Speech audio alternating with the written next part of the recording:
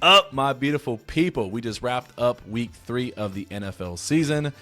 Welcome to episode 3 of the First and Tuna podcast, your home for all things Rams, Raiders, Niners, and Chargers. But this isn't just for the football nerd. This is for the newcomer alike. We want you to love the game as much as we do, so we won't forget about you, I promise. I'm your host, Big Tuna, a.k.a. Low Swimmer, and all I ask is that you join me on this ride of NFL season. And those little buttons below me here, the like, subscribe stuff, click those buttons because apparently that's stuff I'm supposed to say. But yeah, it's been a hell of a week. It was a great weekend of football. Before we get into it, though, I do want to highlight on a personal note, I'm an uncle. Yeah. Shout out to my little sister and her husband on the East Coast. They had a beautiful baby girl, and she's happy. She's healthy. She is fucking adorable. They sent me a video of her with these little, her first hiccups in her life.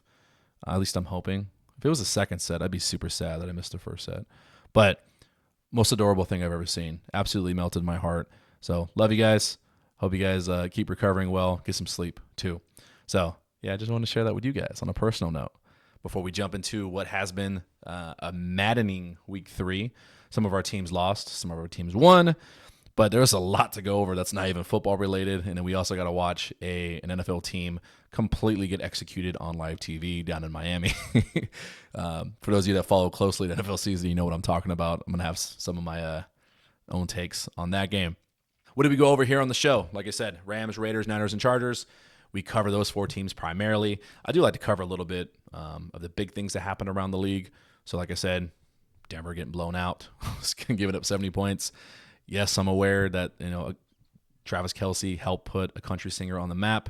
That's big news for some reason. Go through my picks for next week. Spotlight the teams that just played their games, and some key takeaways I have from that, and some key points that I think they need to win next week's game.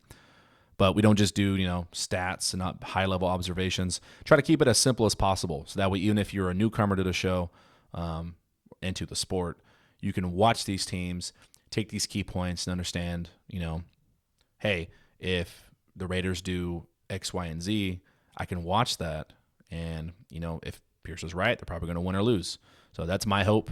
I'm not going to make grandstand observations and hot takes. Just try to keep it simple for you guys. But another segment we're going to add into the show is lessons for noobs. So like I said, we want to cover something that includes the newcomer to help you understand the game a little bit better. So what we're going to do every single week on our Instagram at tuna.theluna, we're going to pose a question. Hey, what's something that you don't understand about football that maybe you're too embarrassed to ask people around you?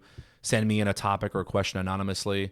And the topic that got picked for this week is what's a first down? So help you understand just a core element of football.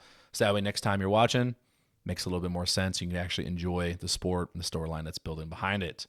So that being said, let's jump into, let's look at the records of what's going on with our teams. Starting off hot, kind of as expected, no surprise. The 49ers are 3-0 after whooping on the Giants Thursday Night Football.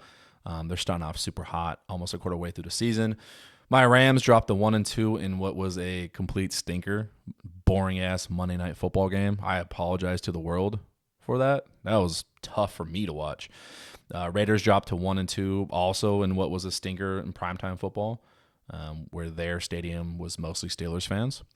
And then the Chargers get to 1-2, avoiding that dreadful 0-3 against the Vikings. Hey, Chargers, you're not 0-3. Congratulations. Welcome to the 1-2 club. And if you guys remember from week 1, I kind of mentioned this. I've got a season-long pick'em bet going on with a friend of the podcast, Malik, where we pick every single game every week, and we're going to keep record all throughout the season. Man, we dropped a little bit. So we're 29-19. Malik is 32-16 through 3 weeks. My Rams game screwed me up. Cowboys screwed me up. Man, took some risks on some picks to try to get ahead, and now we're back by 3 games. So if you don't remember, the winner of this bet after week 18, week 18, because there's 17 games. Yeah, after week 18 is whoever has the lowest record has to buy the winner a jersey of their choice.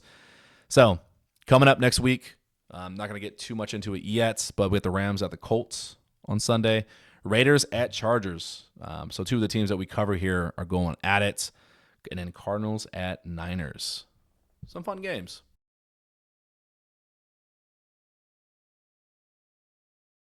Jumping into our newest segment, Lessons for Noobs. Football for Swifties, whatever you want to call it. Actually, that's a good point. Send me in your title options for this segment, what we should call it. Right now, it's Lessons for Noobs, but send us in a DM to our Instagram or comment below what we should call this segment. But like I mentioned, we want to talk about downs, first downs. What does that yellow line mean? Very basic. If you're watching here on YouTube, it'll probably be a little bit easier because we will have some images to kind of help if you're a visual person. As simply as I can put this, if you're watching on TV, it's definitely much easier to keep track of because they produce that little yellow line for you, which makes it very easy. That's the first down line. First down line is just the goal point to get a fresh set of downs. The word down just means attempt. So by default, every team has 4 attempts to get to that yellow line to produce another first down, a fresh set of attempts to get another 10 yards. 10 yards is just the default distance that you have to go from where your starting point is to get to that yellow line. The word down just means attempt. I think that helps clear up a lot of things for people. They're like, what's down? Like, is he down? Is the ball down? What does that mean? The word down just means attempts. So when you start with the ball, it's first attempt and 10 yards to reach that yellow line. So first and 10. The play outcome and penalties change the yards to go. So let's say it's first and 10. It's the first attempt to go 10 yards. They run a play. They get 5 yards. So now play's over. Yellow line stays there because they didn't reach it yet. But now it's second down, second attempt, and easy math, 5 yards to go to reach that yellow line. If they reach that line or beyond, go over it, wherever that ball ends up, that's their new starting point. Guess what? First and 10. Only thing that changes that, obviously, if they get in the end zone or if they get close to the end zone within 10 yards, it's just first and goal to go because there's not 10 yards anymore. Yeah, that's as simple as I can put it. First and 10, that's what the downs are. I hope that clears up for you guys a little bit. And when you're watching a game, now you understand. This has been your Lessons for Noobs.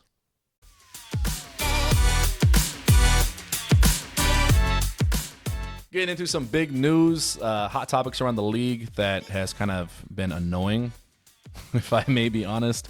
So I'm not big on things that are not hip-hop and rap and R&B, honestly. But Travis Kelce, as much of us know around the league, probably one of the greatest tight ends of all time. He's dating a little country singer. He's putting her on the map. She's got a few fans and making her really popular. So that's sweeping the nation in terms of news. Yeah, so I apologize to everybody that's like me that's all their feed is covered. But no, it is actually really cool. It's kind of like the, I want to say like the old American Sweetheart type vibe. You got the high-level football player, one of the top music stars in the world, potentially dating. It's a cool thing as much as I don't listen to Taylor Swift myself. Sorry, Swifties, don't send me hate messages like you have already. Man, if you know a Broncos fan, I know I made this joke last week about Chargers fans. Do a welfare check on them. They got their backs blown out by the Dolphins. I've never seen this before in my entire life. They gave up 70 points. For those of you that are unaware of why that's a huge deal, no team has given up 70 points, I think, since the 60s. I think teams have scored 60. I think teams have scored 50. To be able to score 70 points in a professional football game is unreal. It takes a level of kind of giving up at that point. If you watch any highlights from that game, you've got guys just running free deep into the third and fourth quarter when it's already a blowout. No one's tackling on that defense. It's going to be really interesting to see how the Broncos go through the rest of the season, just because it's one thing to have a losing streak or to have a losing season, but when you're getting embarrassed and becoming a laughingstock of the league, it hits different. It causes a lot of tension in the locker rooms. And I'd be really interested to see how Coach Sean Payton deals with this going forward, if he's able to reel the team back in. Man, I hope people don't lose their jobs in their first year. That's tough. I want to see them come out of this. But yeah, do a welfare check on your Denver Broncos fans. Other news following the Broncos, if you want something to look forward to next week. So not only did the Broncos get blown out, the Chicago Bears are tied with them for probably worst team in the league right now. They've got a lot of bullshit going on. You've got ex-defensive coordinator having FBI raids at his house for God knows what. He's gone from the team. You've got people questioning if their quarterback is even worthy of being an NFL quarterback at this point. Just a kind of a dumpster fire over there in Chicago. Sorry, Bears fans, if there's any in California. But, yeah, Toilet Bowl 2023 is coming. So those two bad teams, the Bears and the Broncos, play each other. So it's either going to be a high-scoring game or it's going to be one of the most boring games you ever watch. So if you want some comedy and some good memes and tweets, follow the Broncos and the Bears game. And then my last bit, a little bit of I know I mentioned earlier we don't really do hot takes on the show, but we're going to get a little spicy because the 49ers are talking a little spicy. So I saw this after the game on Thursday. Niners, obviously, hey, bravo. They're blowing some teams out. They're on a winning streak. I don't think they've lost a game since like midseason last year in the regular season. Huge win streak. They're odds favorite to win the Super Bowl. But that being said, there comes a level of professionalism that you kind of expect out of some of these players, even though this is a sport. I get it. There's trash talk. But there's a level to it. And what we're talking about, let's just pop it up on the screen.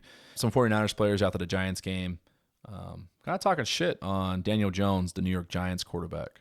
So not only did they lose, not only did it look bad, but if you follow football, you kind of know there's questions in the air about the Giants quarterback if he's even actually good. You know, he's very athletic and he can win some games, but is it just good coaching in the system or is he actually any good? And to top it off, they actually paid him a lot of money in the offseason. So this is kind of where all this trash talking comes through. After the game, after the interviews, he had a lot of anonymous 49ers just openly bagging on Daniel Jones. Not in a way of like, oh, he sucks, but talking about his money, talking about if it's even worth him being a professional. There's a certain line you kind of don't cross. It's like an unspoken rule. You don't talk about another man's pockets, especially in the NFL, because it is kind of like a fraternity. Guys just want to get paid. Let him get paid. The only player on that defense, though, that didn't say things anonymously and actually, you know, put his name to it, so I give him some credit for that, is Dre Greenlaw. He's a great linebacker for the 49ers. So if I read his quote here, a lot of people who make all that money don't even deserve it. I think they took a chance. Talking about the Giants paying him. I mean, he's not bad, and if you ain't got nothing better. Dre Greenlaw, circa 2023. That doesn't sit right with me. And I'm trying to be unbiased because I know I hate the 49ers, but that's just a different level of disrespect. It kind of ties in with the other guys are saying. Another anonymous Niner said that's a travesty, man, in regards to them paying him and talking about the dude did not want to throw the ball. Again, another anonymous player. It's one thing to say, hey, he sucks, we're rolling you. But talking about his money, again, that's a little bit different. And just having this coming from the 49ers, and excuse my my pettiness at this point, it's kind of odd coming from a team that just habitually has let their fans down in the postseason. When you're talking this loud, you kind of expect it from a Super Bowl defending team. And if we kind of take a step back through time, it's been a lot of years where the 49ers have let their fans down. So it's a little odd it's coming from this team. You got last year with the Eagles, losing 2 years ago to the Rams in the game before the Super Bowl. We have the Super Bowl in 2019, 2013 against the Seahawks in the championship game, 2012 in the Super Bowl. You kind of get the point. When you're already at the top of the mountain, but you haven't won a championship yet, don't add more ammunition for people to kind of come at you. That's just my take on it. It's just odd. You saw the same thing happen at the end of last year when they lost to the Eagles. It was unfortunate Brock Purdy got hurt, but a lot of the players were very vocal about how unfair it was. Man, just take the L and move on. Don't be a poor loser. Don't be a poor winner. That's my take. 49ers fans, I'm sure I'll get a comment or two from you, but hey, don't talk about somebody else being a letdown if it's been happening to you for a better part of a decade.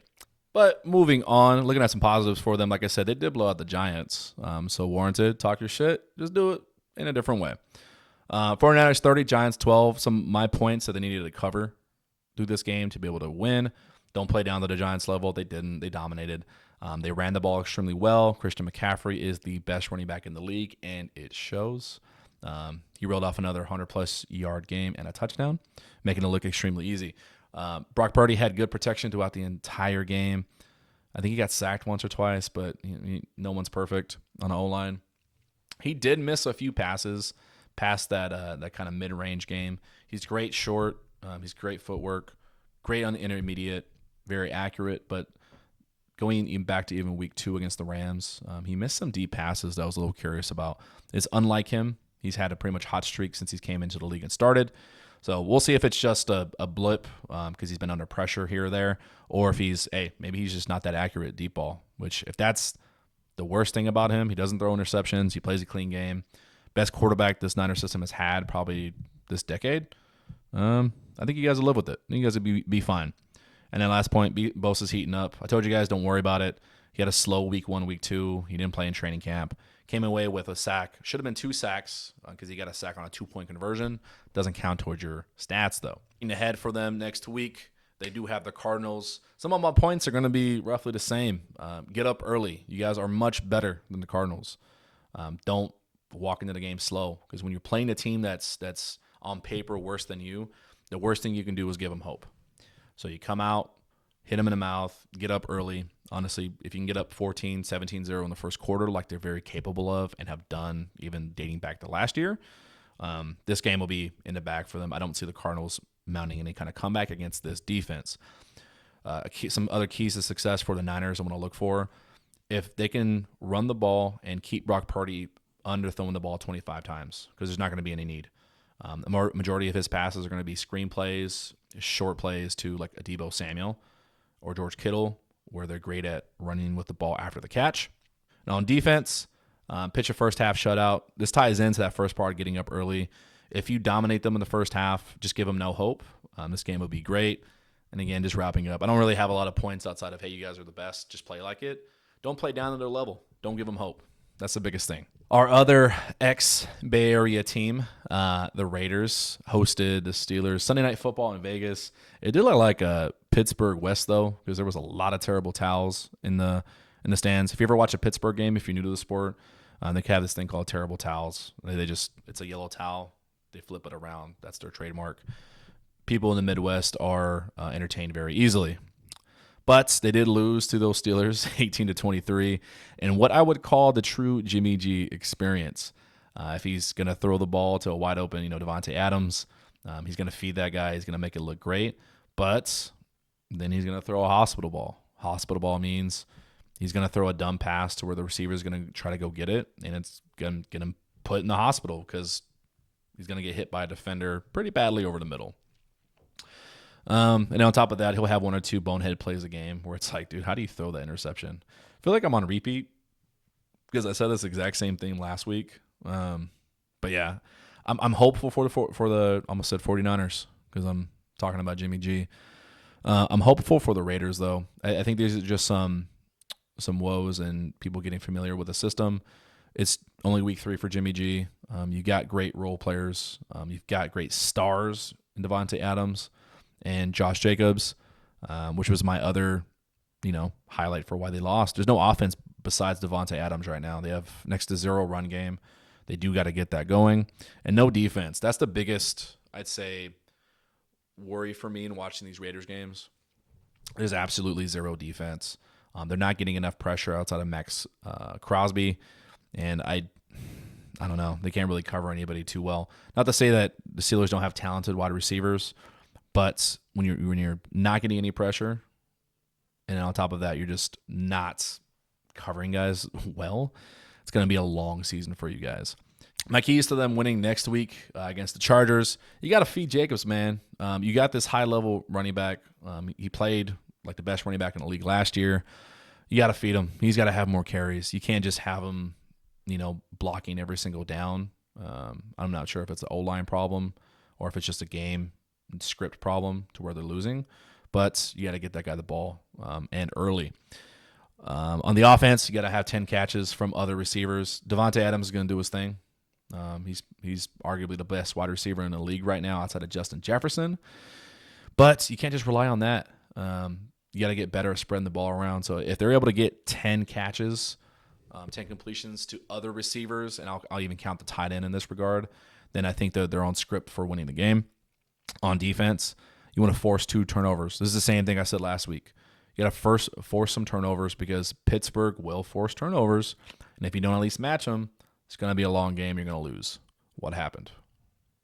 So same thing this week, forced two turnovers. Justin Herbert's been playing lights out. You got to make them run the ball.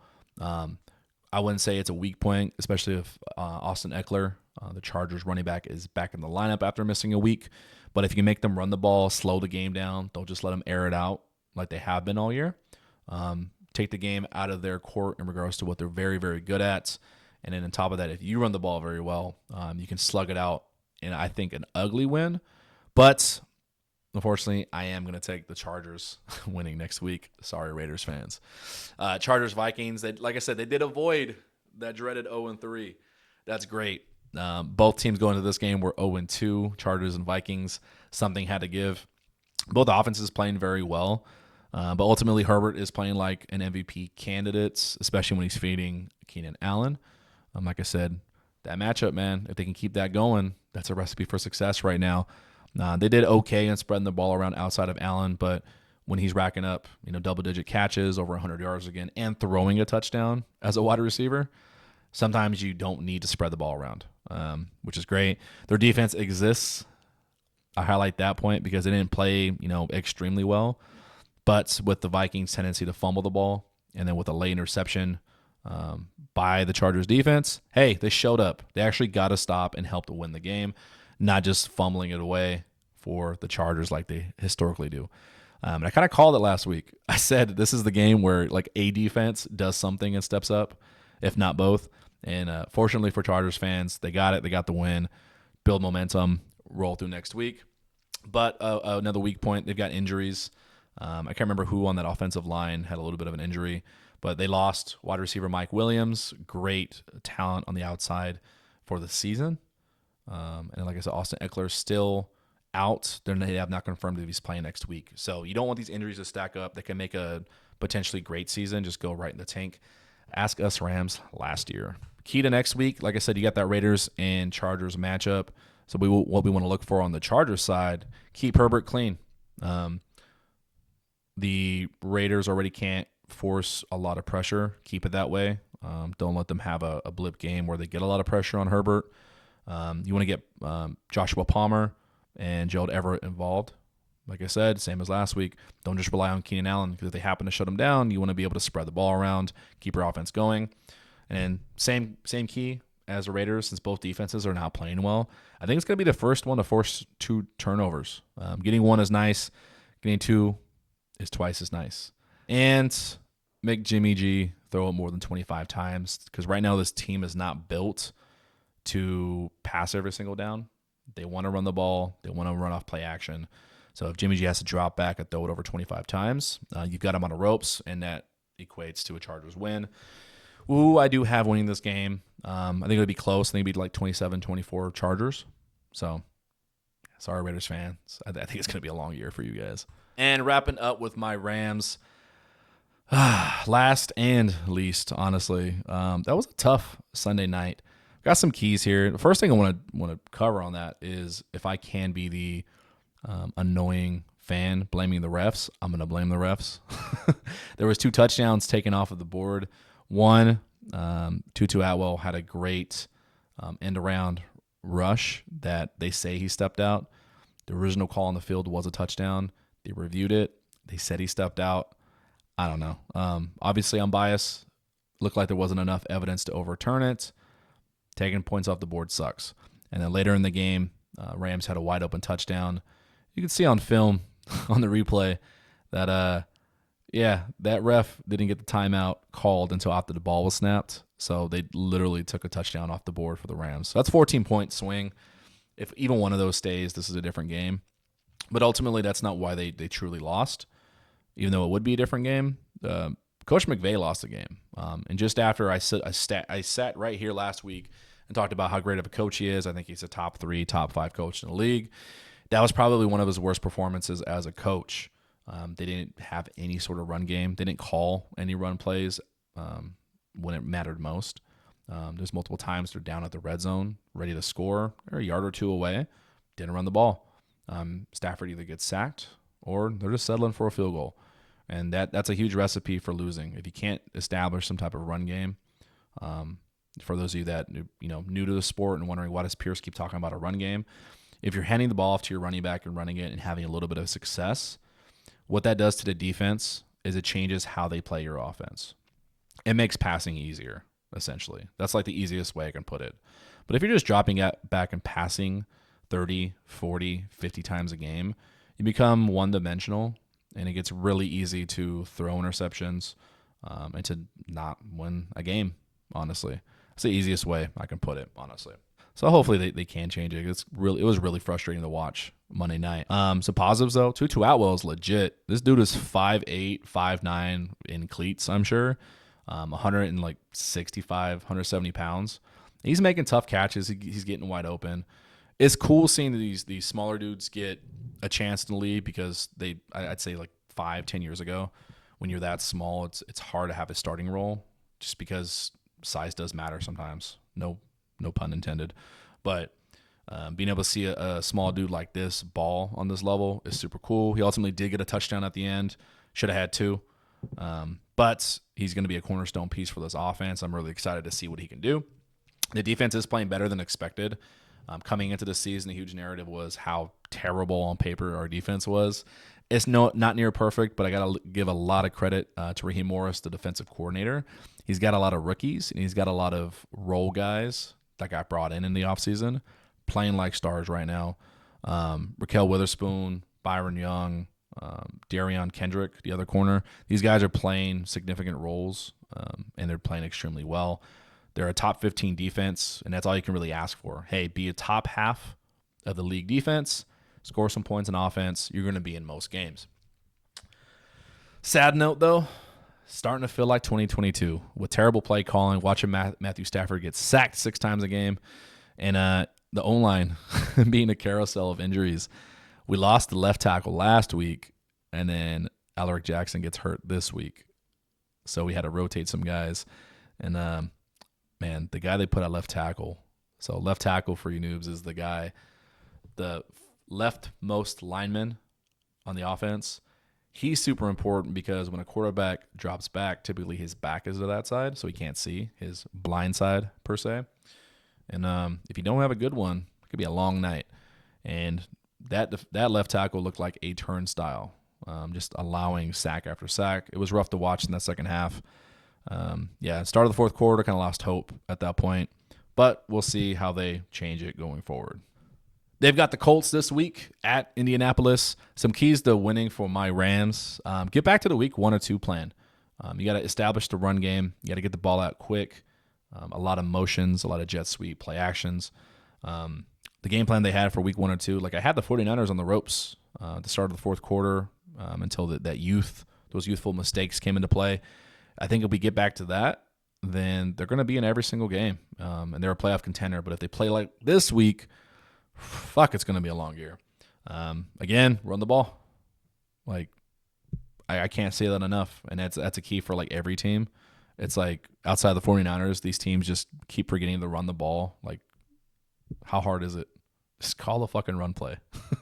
On defense, make Anthony Richardson throw the ball a lot. He is a rookie, albeit he looks like a great rookie.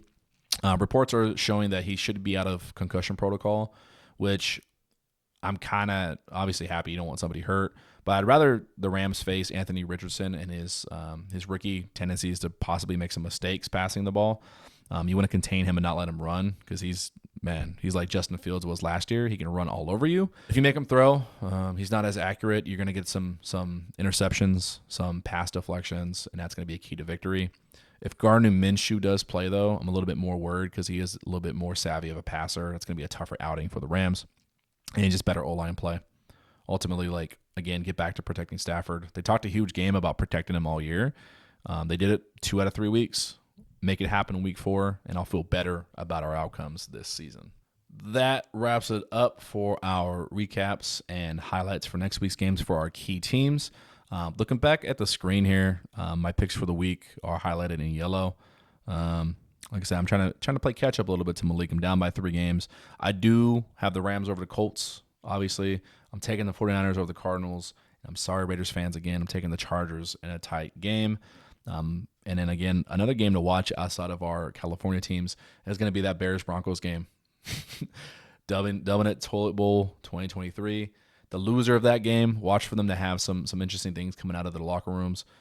Bears, I wouldn't be surprised if somebody gets fired or if even a cute quarterback gets benched if he doesn't play well in Justin Fields.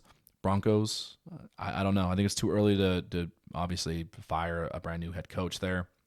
But there's going to be some changes somehow and some hot tweets. If you want something to follow and you don't know what's happening in the league, man, just follow NFL Twitter. You'll get caught up really fast and some great memes as well. The next segment, as promised, another thing we're going to do, not every week, but probably every other week, we're going to do a deep dive. I definitely want to cover a topic that is more catered to the football nerd. It's not going to be a super long segment, just something I find interesting, something I'm going to talk about just a little bit, something that'll make one of our teams a little bit more interesting. You learn a little bit, maybe just teach you some things you guys didn't know before. This week, like I teased, is going to be about the Shanahan and McCaffrey experience.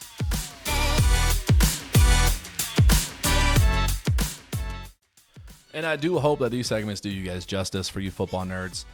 As we get better with this podcast, like I vow to do, make better content for you. These will get a little bit more interesting with the graphics on YouTube. But that being said, I don't want it to just be a long documentary, so let's just get right into it. The McCaffrey and Shanahan love duo, triangle, whatever you want to call it. It's a really interesting dynamic, and it's from what I can remember, there hasn't been another one like it when we have father-son duos. Generation passing on the torch to the next generation, almost in the same position and fashion. It's super, super cool. If you don't know what I'm talking about, Niners fans, obviously they know the names McCaffrey and Shanahan because that's their head coach and star player respectively. But think back to the 90s eras and early 2000s of the Denver Broncos. You've got Coach Mike Shanahan, who actually won a Super Bowl with the 49ers as offensive coordinator in 1994. That was the Steve Young Super Bowl. He was offensive coordinator then. Coach Mike Shanahan, he then accepted the head coaching spot for the Denver Broncos in 1995, where he was there for, I think, 13 or 14 years. Very successful career. He's got the highest winning percentage in Broncos history with about 65% winning. That's extremely impressive. He also won back-to-back Super Bowls with the Broncos, making him a 3-time Super Bowl winner. That's pretty damn impressive. So, Mr. Mike Shanahan, right? Where is it coming with Ed McCaffrey, the father of Christian McCaffrey? So Ed McCaffrey, he started his career as a Giant, and then he played under Mike Shanahan on the 49ers that year, winning a Super Bowl as well. And then when Shanahan got that coaching job in Denver, he brought McCaffrey over with him. He liked the skill set he had. He's a very selfless player. McCaffrey's a huge dude. 6'5", 210, 215. He's not going to be the best wide receiver skill-wise. Those are reserved for guys like Shannon Sharp on the team. That was like key target for many years. But he played selfless. He fit the mold for what Mike Shanahan wanted on that team. He would go on to have a successful career as a Denver Bronco, being a cornerstone of that franchise. He's looked back at today as probably, I can't remember if he's in the Ring of Honor, but he's Ring of Honor worthy if he's not. He was a key contributor. They don't win Super Bowls without him. He only reached 1,000 yards 3 times in his career, making the Pro Bowl once. But like I said, he is a 3-time Super Bowl winner. During their time there, it went further than just player and coach. Ed McCaffrey looked at Mike as a mentor, kind of like a father figure, taught him more about life outside the game of football. During his time on the Broncos, Ed McCaffrey would have his son Christian, just adding a little bit more, just more reasons for them to become closer as outside of just player and coach. Obviously, you follow a coach, you become kind of attached to him. But he did look up to Mike as a father figure, as a mentor, and so took a lot of fatherly learning lessons from him in raising a young child during his time in Denver. Although Mike Shanahan did have a very successful career, unfortunately, his tail end at Denver wasn't as successful. They missed the playoffs his last 3 seasons, and then unfortunately was let go in 2008, where he took a year break and then was hired as the Washington Redskins' new head coach in 2010. Didn't really have a great stint there. They had 1 playoff berth, but ultimately was fired after 3 seasons, unfortunately. But it was here where we start having the passing of the torch, which is the coolest part of the story. Now that we've got the old heads history out of the way. During his time there, when he was hired, he brought on his son, Kyle Shanahan. Kyle had already been doing his rounds around the league. He was going through kind of the old guard way of getting into coaching in the league.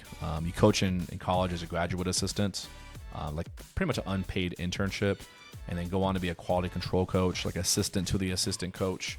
Not a office pun, I swear, but assistant to the assistant coach at the Houston Texans. When his father got hired in Washington, he brought him on as the offensive coordinator, which sparked a lot of, I won't say controversy, but it raised a lot of questions internally in NFL for potential nepotism because they felt he hadn't earned it. Such a dumb thing. Like, they want you to put in more years and struggle like they have. Hey, if you know somebody and you're great at it, more hats off to you.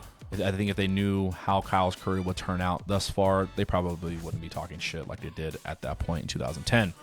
But like I said, his father was fired after 3 seasons. Kyle was one of them that was let go.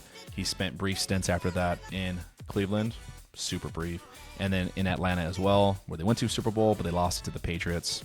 Welcome to the club. We've all lost to Tom Brady. Then he is hired to the San Francisco 49ers in 2017, the same year Sean McVay was hired by the Rams. So you got 2 coaches from the same coaching tree packing it up and moving out west, one taking a San Francisco job, one taking an LA job. During Shanahan's first draft as a head coach of the San Francisco 49ers, he had the option and actually talked to his father about potentially taking Christian McCaffrey. Remember back when I said that Mike and Ed, Shanahan and McCaffrey had bonded over the years and became close. That stays true to this day. They're very close family friends. They were watching the draft together that year because Ed's son Christian, star player out of Stanford, Mike's son Kyle had a top pick. So there was potential there where the 49ers actually could have drafted Christian McCaffrey. He wasn't reckless, though. He drafted a defensive tackle that year because they needed it badly on defense. Some years later go by. The first 2 years for Kyle were not great. I think he won 6 games and then 4 games. So 10 games over 2 seasons is not very good. Raised a lot of questions if he was the guy. And then, boom, 2019, they go to the Super Bowl and lose to the Chiefs. So, hey, that year really set the precedent for the type of player, the type of culture that Shanahan has developed there, albeit it took 3 years to develop. They play bully ball. And that's the kind of players that he's brought in. Selfless guys that are better and stronger than you, and they're gonna whoop your ass. Just seemed like they were missing one key core element. They were missing one more star player to push them over the edge because they keep continuously getting to the postseason and just not getting the job done for that 6th title. What do? They do something a little bit different than I feel like they typically would have done in the past. They make a splash trade with the Panthers. On the East Coast, Carolina Panthers are going through a season in 2022 where head coach gets fired mid-season. Don't really know what the direction is going to be. They don't have a lot of star talent. Christian McCaffrey is in his 4th or 5th year at this point. He's a top 3 running back in the league. He's a baller. Been hurt a few times, but it just seems like, man, you're doing all this work. It seems fruitless when you just kind of have a losing season year after year after year. So Kyle reaches out to Carolina, makes a trade for his longtime family friend, one that he did not babysit. Contrary to popular belief, he did not babysit Christian McCaffrey. But longtime family friend makes a call, makes a big trade for Christian McCaffrey, reuniting the Shanahan and McCaffrey bloodlines together. Back home where they belong, where Ed and Mike first met. Hey, Kyle and Christian are now playing, or head coach player together. Super cool. They took the mantle and they're elevating to the next level. If they could win 1 or 2 championships, I would argue that it's probably one of the top father-son, I don't even know what to call it, tandem generation. I really don't know what to call it. If you got the right words for it, comment below. But that's where we stand right now. Kyle Shanahan has built a juggernaut that is Super Bowl favorite, running behind Christian McCaffrey. He's running that offense right now. He's a top player in the league. Super fun to watch. Probably one of the top ones to watch outside of Tyreek Hill in Miami. So that being said, you've got one head coach that had a great tenureship. He's got a huge coaching tree that's had a lot of success in the league. They had Ed McCaffrey, a long time Denver Bronco, who should be in the Ring of Honor if he's not already. Sorry, I didn't do my research the right way. And then both of their sons on a team where they first met in San Francisco and won a Super Bowl together, with Ed's son Kyle coaching the team and Ed's son a star player on the team. super cool thing, especially me as a Rams fan. I like seeing stuff like that. I do believe football is family. And then when football literally is family, it makes it even cooler. So that's been my deep dive. If you're a fan of the Niners, you didn't know that, or if you want to root for the Niners, hey, there's a little cool tidbit for you. So drop a comment below if you've got a topic you want me to cover in one of our upcoming episodes, or DM me on Instagram, one of the two. I think we got through, guys. That's been week 3. We've got Thursday night football coming up. We got the Lions and the Packers. That's going to be a fun watch for you guys later this week.